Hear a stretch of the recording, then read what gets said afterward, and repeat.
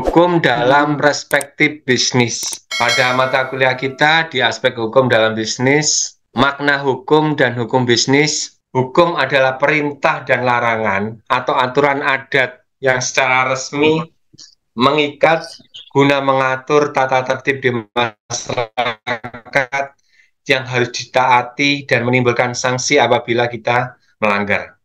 Sedangkan hukum bisnis ada peraturan yang dikeluarkan oleh pemerintah untuk mengatur perdagangan dalam kegiatan ekonomi guna mewujudkan keamanan dan ketertiban perekonomian Indonesia. Kenapa kita harus belajar ilmu hukum bisnis ini? Pertama itu untuk melindungi kita sebagai pelaku ekonomi dari hal-hal curang yang mungkin saja dilakukan oleh pihak lain untuk menciptakan kegiatan bisnis yang aman, tertib, damai, serta adil untuk semua pelaku bisnis, sehingga kita bisa merasakan keuntungan bersama-sama. Hukum di dalam perdagangan memiliki fungsi yang baik untuk menciptakan kehidupan pada masyarakat yang aman, tertib, serta teratur. Selain itu, fungsi yang bisa diperoleh lewat adanya hukum perdata perdagangan ini menimbulkan adanya sebuah sumber informasi yang bermanfaat terhadap semua pelaku bisnis. Hukum ini mempengaruhi bisnis. Kenapa sih kita harus belajar hukum ini? Karena setiap langkah bisnis kita adalah langkah hukum. Hukum ini tidak hanya mengikat pada masyarakat saja,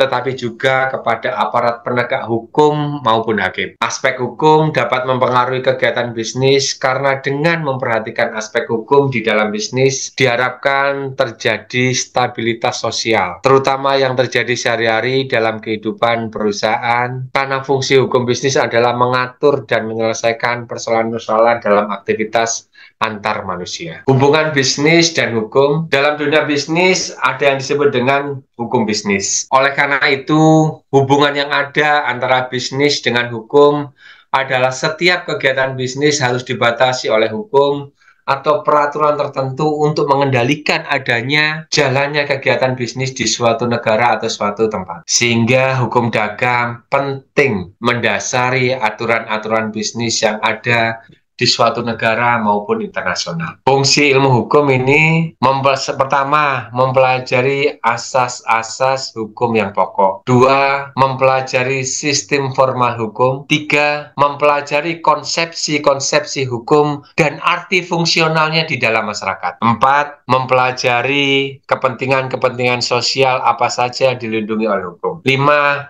mempelajari tentang perkembangan hukum dari masa ke masa. 6. Mempelajari bagaimana kedudukan hukum dalam masyarakat, serta hubungan hukum dengan politik, ekonomi, dan lain sebagainya. 7. Mempelajari apakah keadilan dan bagaimana perwujudannya. Dan ke-8, mempelajari bagaimana sifat dan karakteristik hukum. Tujuan hukum bisnis ini, adanya hukum bisnis bertujuan untuk mengatur serta melindungi berbagai jenis bisnis atau usaha dagang yang dilakukan mulai dari bisnis dengan skala besar hingga skala kecil seperti UMKM. Hukum bisnis dibuat untuk melindungi kita sebagai pelaku ekonomi dari hal-hal curang yang mungkin saja dilakukan oleh pihak lain untuk menciptakan kegiatan bisnis yang aman, tertib, damai, serta adil untuk semua pelaku bisnis. Sehingga keuntungan ini dapat kita nikmati bersama. Berikutnya, untuk menjamin keamanan saat para pelaku ekonomi bertransaksi. Sehingga prosesnya pun lancar tanpa hambatan. Dan yang terakhir adalah untuk mewujudkan tujuan bersama, yakni mendapatkan keuntungan dalam berbisnis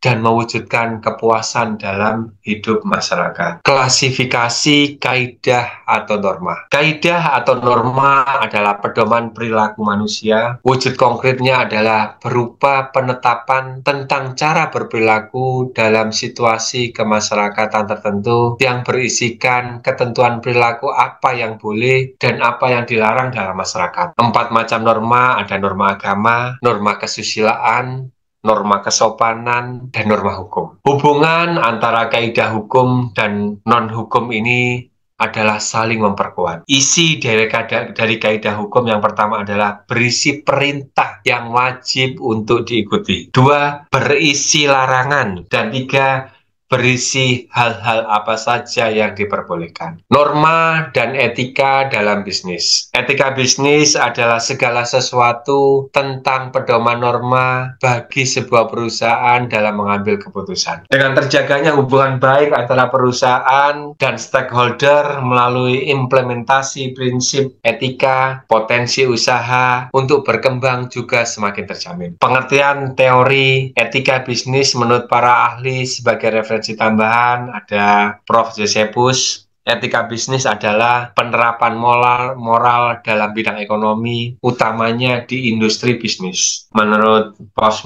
Musklis, etika yang ada dalam dunia bisnis adalah sebuah pengetahuan seseorang tentang bagaimana cara yang ideal untuk mengelola bisnis yang berdasar pada norma moral secara umum. Menurut Hill and Jones, etika dalam bisnis adalah bekal bagi setiap pemimpin sebagai pertimbangan pengambilan keputusan yang strategis dan berdasarkan moral. Untuk apa hukum bisnis dibuat tertulis dan fungsinya ya? Hukum bisnis ini untuk melindungi, mengawasi, sekaligus mengatur segala hal aktivitas perdagangan ataupun industri di bidang jasa maupun barang. Fungsi hukum bisnis yang pertama, selain bertujuan untuk melindungi serta mengatur kegiatan bisnis agar tetap aman dan tertib, hukum bisnis juga memiliki fungsi sebagai berikut. Yang pertama, mengatur hak dan kewajiban masing-masing pelaku bisnis, sehingga bisnis atau usaha yang dijalankan tetap berjalan